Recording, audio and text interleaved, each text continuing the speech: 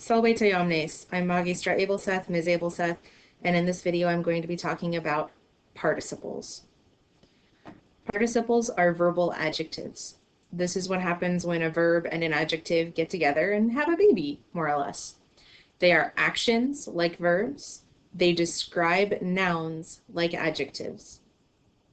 Participles have tense, when they happen, voice, how they happen, but they don't have person, the same way that regular verbs have person as a quality. Participles also have case, number, and gender, just like adjectives and nouns. There are a total of 3 tenses and 2 voices for participles, so our chart is actually pretty small. The active participles, there's no perfect active participle. There is a present active participle and a future active participle. The present active participle in English is while verbing. This is an action describing a noun where the action happens in the present tense.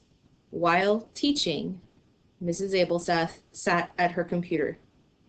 So the actual verb is sat at the computer. The computer is the location. And while teaching is an action describing what the teacher is doing while she sat at the computer. In the future active, it sounds like this, about to verb, which is kind of weird in English. We don't use it often. The teacher, about to take a nap, crawled into bed. Crawled into bed is that main verb phrase, with into bed being the location. About to take a nap is an action in the future describing the teacher. The perfect passive participle sounds like this in English, having been verbed. It can also be translated as after having verbed, after they verbed, because they verbed, anything like that works too. But if you use having been verbed, you'll be correct 9 times out of 10, technically speaking, even if it sounds weird in English. So, for example, the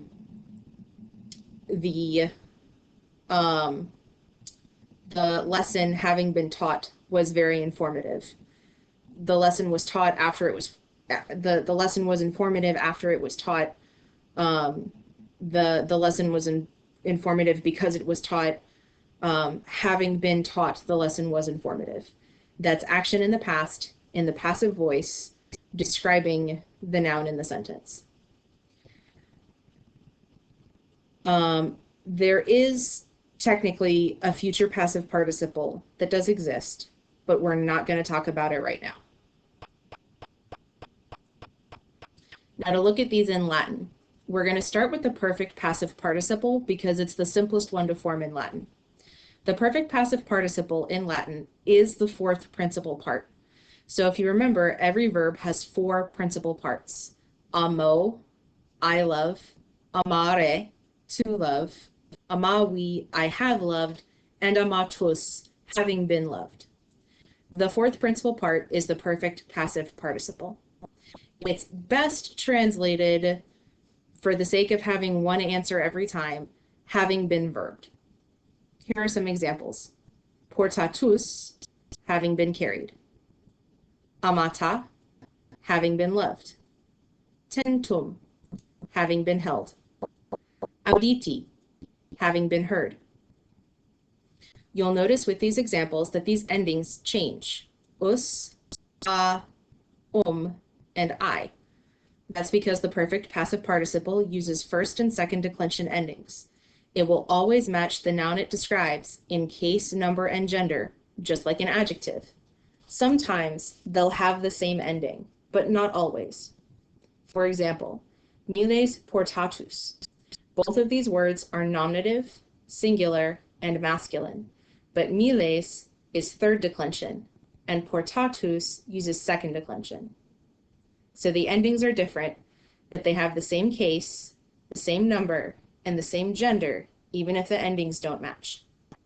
Miles portatus, the soldier, having been carried, went off to war, or whatever the rest of the sentence is going to be. Here's another example. Puala amata. In this example, the endings match. Both puella and amata use first declension. The girl, having been loved, went to visit her mother. I don't know. Corpus tentum. In this case, the endings don't match. Corpus is another third declension noun. Tentum uses second declension endings. They are both nominative, they are both singular, and they are both neuter. The body, having been held by the necromancer, got up and walked away. I mean, it's Latin. It's kind of an undead language anyway. Viri auditi, the men having been heard. Here we have the same endings because viri and auditi both happen to use second declension endings. Both of these words are masculine, nominative, and plural. The future active participle, I like to talk about this one next because it's based on the perfect passive participle.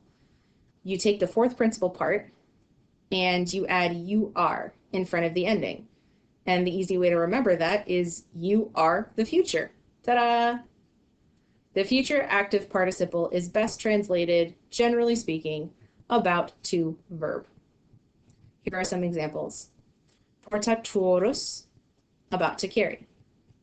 Amatura, about to love. Tentorum, about to hold. Auditori, about to hear.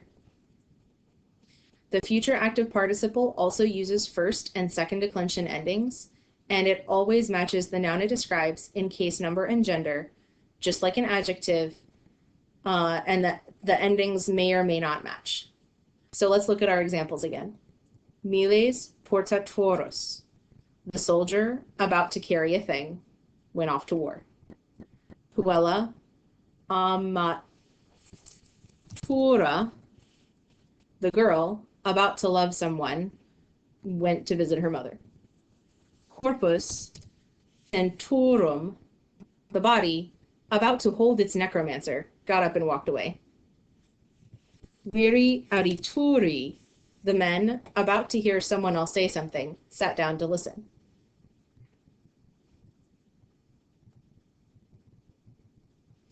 The present active participle is a little bit more complicated. It's a little bit more weird. We're using the second principal part. That's the infinitive form, the RE form. We take off that RE and we add this set of endings. NS, NTIS, NTI, NTEM, NTE. You may notice that these are third declension endings. The stem is NT, and then we add IS, I, EM, E, ES, and so on. The present active participle is best translated while verbing. For example, portans, while carrying. Amantis, of the one carrying, because this IS is genitive. Tenti, for the one carrying, because in third declension, this I is dative. Audiente, by the one hearing, this E is ablative. So in all of these examples, we have ing in our participle form in English. The of, the for, and the by come from the case of the participle. Genitive, of, dative, for, ablative, by. The present active participle will always use third declension endings, and again, it will match the noun it describes in case, number, and gender, just like an adjective. Let's take a look at our examples again. Miles portans, the soldier, while carrying a thing, went off to war.